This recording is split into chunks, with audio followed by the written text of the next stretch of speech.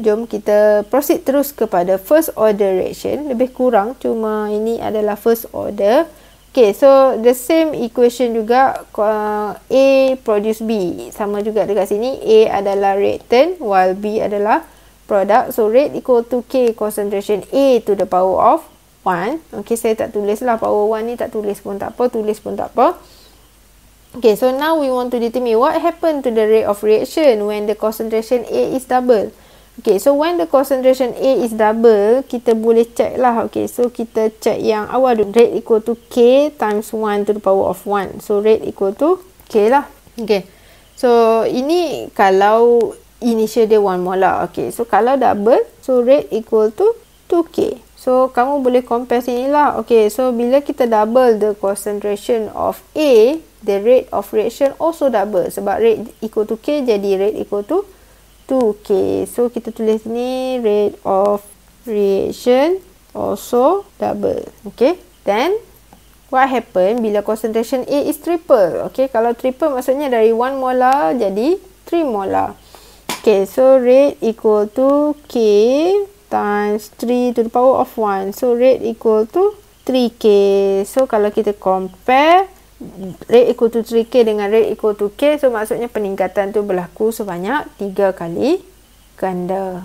Okay, so sama juga sini, rate of reaction triple. Okay, so maksudnya rate of reaction meningkat sebanyak 3 kali ganda. Okay, so that is first order reaction, different from zero order tadi. Okay, so next kita nak tengok graph of rate versus concentration. So rate of reaction versus concentration. Okay, so from this graph kita dah boleh agak lah, kalau rate ni adalah y-axis, concentration A tu adalah x-axis, so y equals to mx lah. Okay, so mx plus c.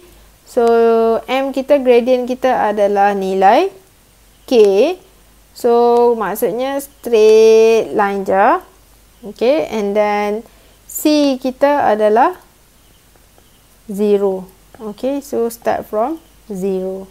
Okay, so ini adalah graf kita, rate versus concentration. Okay, next kita tengok unit of K. So unit of K sama juga cara nak determine. Rate equal to K times with concentration A. So rate, the unit is molar per second. K adalah unit yang kita nak cari. The unit for concentration A adalah molar. Okay, lepas tu nak determine unit K, bahagi je lah. So, kiranya K equal to molar per second, bahagi dengan molar. Okay, so molar dengan molar can cancel out. So, that's why the unit of K for first order equal to per second sahaja. Okay, so K equal to per second for first order. Ini kalau time dia dalam second lah. Kalau time dia dalam minit, per minit. Kalau time dia dalam tahun, per year. Okay, so depend. Alright. So, kena hafal yang ni sebab tadi saya cakap from the unit of K, we can determine the order of reaction.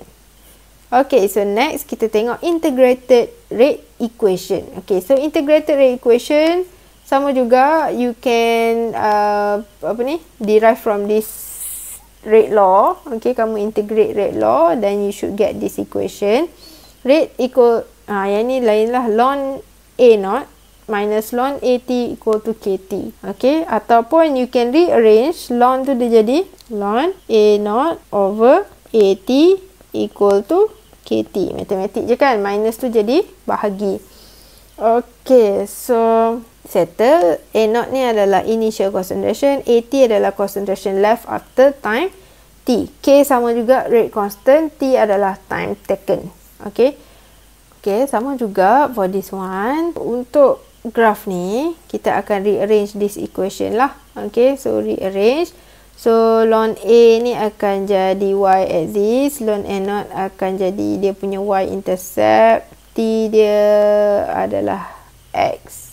Okay, so kita susun. So, kiranya tukar dia jadi ln A naught minus KT equal to ln AT. But now our ln AT adalah kita punya y-axis equal to negative KT plus ln A naught.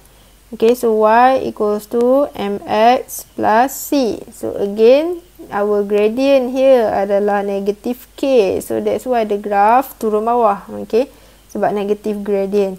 Okay, so x axis kita adalah T, y axis kita adalah ln A. So kita ada y intercept and our y intercept tu adalah nilai ln A0.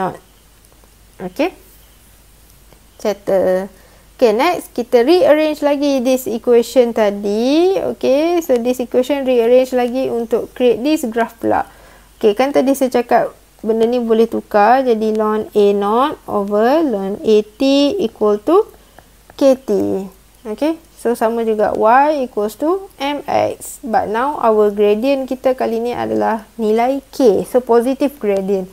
So that's why naik ke atas. Okay, definition for half-life sama je. Okay, zero order ke, first order ke, third order ke, or any other order. Okay, definition of half-life exactly the same. Tapi yang beza adalah dia punya equation. Okay, so equation ni kita dapat dari mana? Dapat dari sinilah kan tadi buat substitution. T ganti dengan T half, AT ganti dengan A0 over 2 and then solve the equation. Okay, so kita dapat T half equal to ln 2 over K. Alright, so this one cara nak ingat dia adalah T half equal to ln 2 over K. Saya ingat hantu satu kaki. Kalau tadi ayam dua kaki, yang ini hantu satu kaki. Okay, so T half equal to ln 2 over K. Alright, so kita dah ada dia punya apa ni half-life dia. Okay, so next kita buat graph lah. Okay, concentration versus time. So kalau tadi zero order you should get straight line, but now for first order you should get curve macam ni. Okay, so bila kamu dapat curve, this is A0 macam sama je. Okay, ataupun C0 ni maksudnya concentration initial lah. Concentration initial, and half-life tadi kan masa yang diambil untuk concentration tu berkurang separuh. So kalau separuh maksudnya half C0. Okay, half C0 berapa masa yang diambil? So nilai X. Okay, so let's say lah masa yang diambil is 30 second for the concentration to decrease to half. Okay, and that is first half-life. Kita ada first half-life, second half-life, third half-life and so on.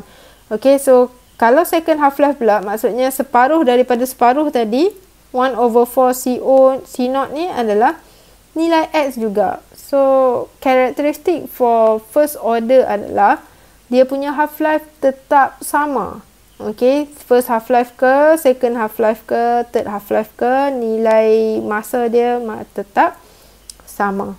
Okay, so kenapa sama? Kenapa yang tadi lain? Okay, kita tengok balik equation half-life kita. T half equal to ln 2 over K. So ln 2 ni kalau kamu press your calculator, kamu ambil your friend punya calculator, you punya calculator, you press, you will still get the same value. Okay, K adalah nilai constant. Memang ada satu nilai. So ln 2 over K is always nilai yang sama lah untuk reaction yang sama. So that's why half-life here tidak berubah. First half-life nilai X, second half-life also nilai X. Okay, dia lain daripada zero order tadi.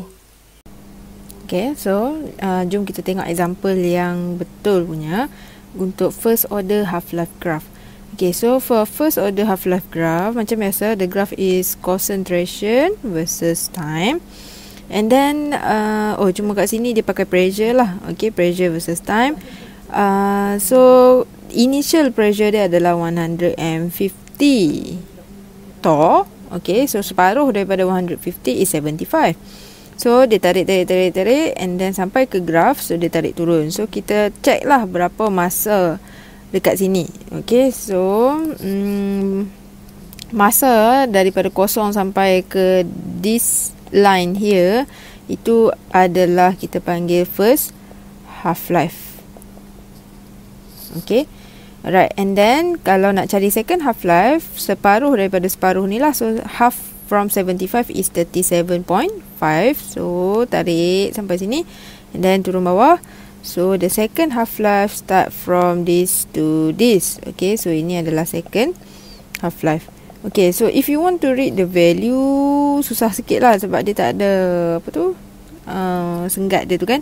Alright, tapi you can measure lah. If you take your ruler, measure the distance from 0 to here is around 2.2 cm. So ini dari sini ke sini pun sama juga 2.2 cm. That means kita boleh agaklah bacaan first half-life and second half-life dia sebenarnya sama.